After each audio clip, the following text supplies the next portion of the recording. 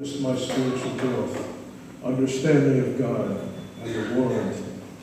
But this message is less about me and more about the truth that everyone needs to hear.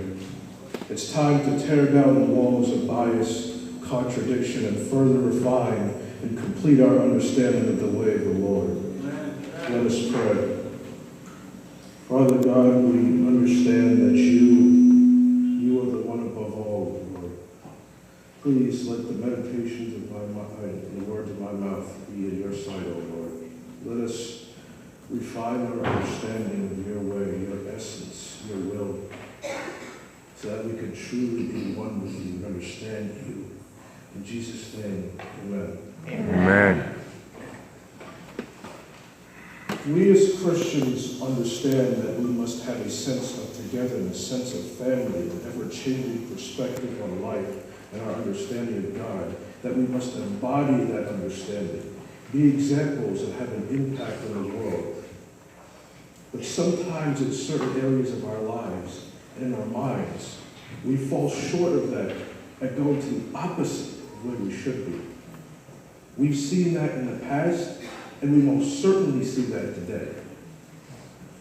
Just a couple thousand years ago, a man named Nicodemus, a Jewish religious leader, secretly questioned Jesus and argued against him in terms of spiritual rebirth. Jesus explained that in order to get into heaven, a person must go through spiritual rebirth. Nicodemus then argued, well, how is that possible? One cannot be born to the womb again. Jesus further explained that spiritual rebirth is the way into the promised land, and that is not referring to rebirth in the literal physical sense. Nicodemus knew that Jesus' perspective was correct and was well aware of his irrefutable authenticity, and yet he still argued against it. Nicodemus clearly had no real interest in the truth and only cared about a failed attempt at undermining Jesus because his perspective was not convenient for his beliefs. That alone should tell you about his character. This was wholehearted malignant intent. We've also seen this through people who have made versions of the Bible and insisted that their individual perspective is indisputably correct, despite being a fallible human being just like everyone else. These people projected their own bias into the concept of God and perverted his word.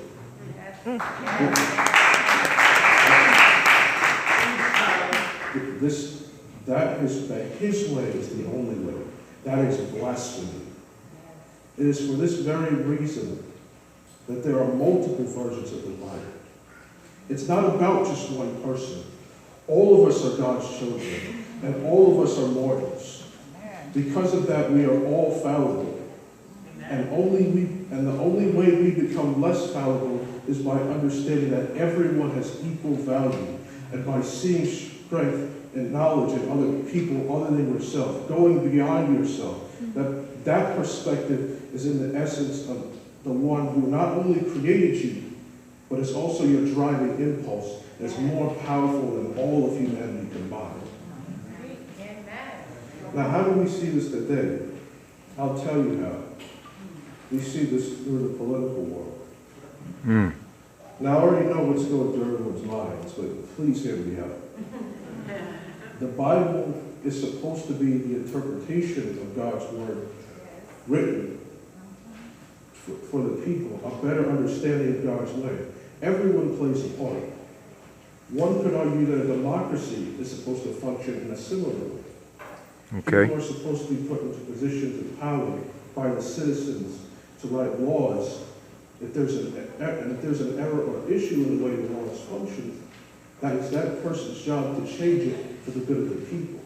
So when that necessary change is stifled, it hinders democracy. So we see the same sense of entitlement and limited intent through politicians today that people years ago had when they wittingly advocated against Jesus. And it's not just the ones that you're aware of are bad. We're all aware that Donald Trump and the Republicans don't have anyone's best interest at heart but their own. But it's also the majority of Democrats who do the same thing. How is this possible, you ask? Because the majority of them take part in the same corruption. Instead of working for the people, they work for corporations because they're legally bribed by them. Whether it be the pharmaceutical industry, the insurance companies, etc.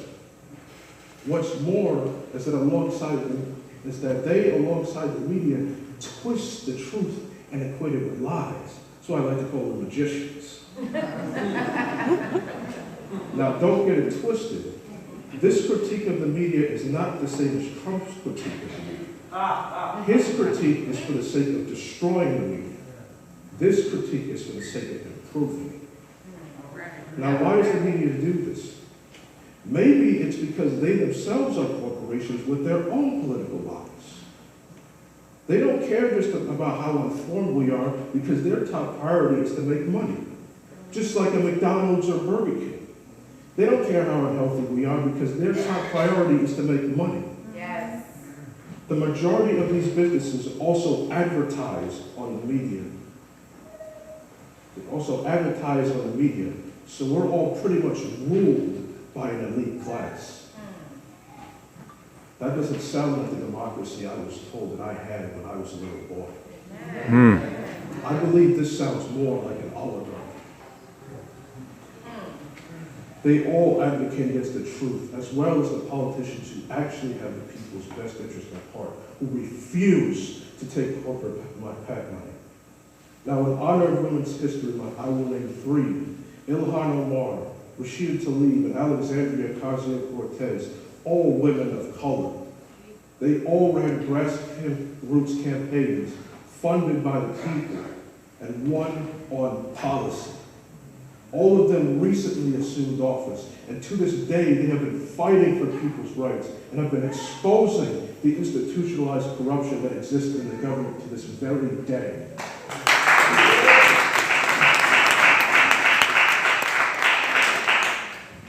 I'll give you another example. Now, this is not to take away from the women, but there's also Bernie Sanders. Unbeknownst to most people, he fought for policies that benefit all American people long before they were considered to be popular.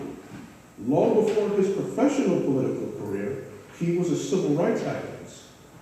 In the summer of 1963, he was arrested when he was protesting segregation in public schools.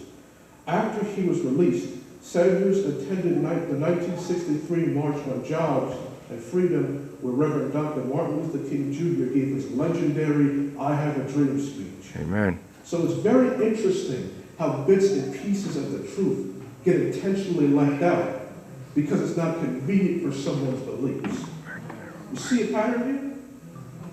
What I've learned in my 2 short decades of life is that the internet, despite its problems, is more objective than the mainstream media. Maybe that's the reason why back in late 2017 they wanted to destroy EquiChat, which would have caused, pardon me, cut out. Mainstream media. Maybe that's the reason why they wanted to destroy net neutrality. Because without that, because the flow of internet on the media and the digital world is free of a corporate bias. Without net neutrality, it would have caused just that. Yes, I know you want to stay off the grid there. Let's read some of Martin Luther King Jr. and Bernie Sanders' quotes and compare them to Matthew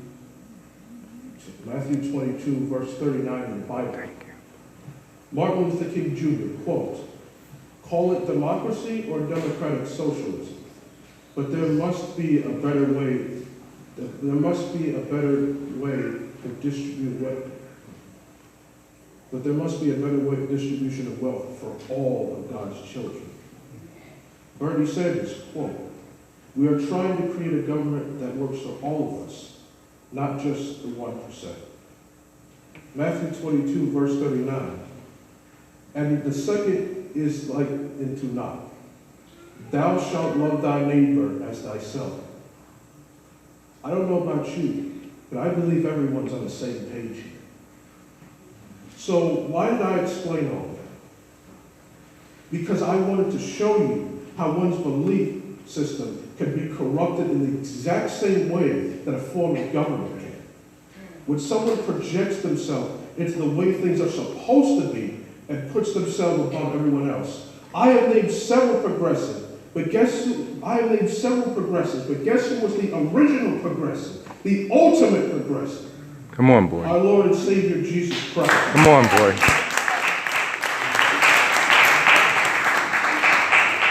The interesting thing is that if you look at God's word, Jesus' if you look at God's word, Jesus' philosophy from a political perspective, it's liberal. To be conservative or right-wing is to be biased, unchanging, and stifling. To be liberal or left-wing is to be unbiased, ever-changing, and ever-growing. Come on. That is the type of perspective that Jesus wants all of us to have on life and the whole world. Satan is only ever-changing when it's for the sake of unchanging evil. Jesus is only unchanging when it's for the sake of ever-changing good.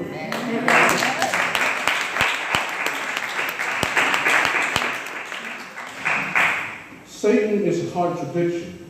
Jesus is consistency. To improve in life and dedicate yourself into nobility means to transcend primitive understanding. And to be one with God is to transcend mortal understanding. Understanding the essence of the eternal conflict between God and the devil. Virtue versus sin. Righteousness versus wickedness. Consistency versus contradiction. Nobility versus depravity.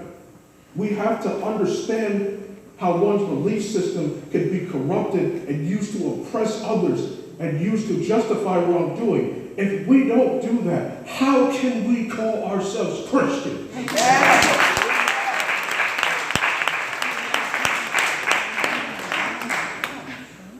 We've seen this happen with those who have called themselves Christians, or as I like to call them, atheists wearing the masks of Christians.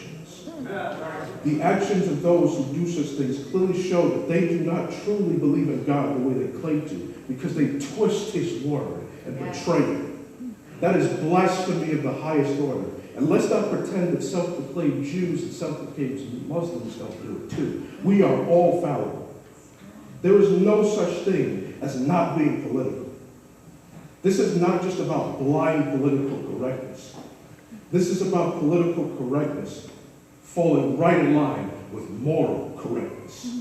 It is time that we all have a sense of rebirth, that sense of reconciliation, that sense of transformation to further our understanding of God so that we can see and understand His way in every aspect of life. Keep God on the left side of history, because that's where He's always been, and that's where He's going to stay. Amen. Amen.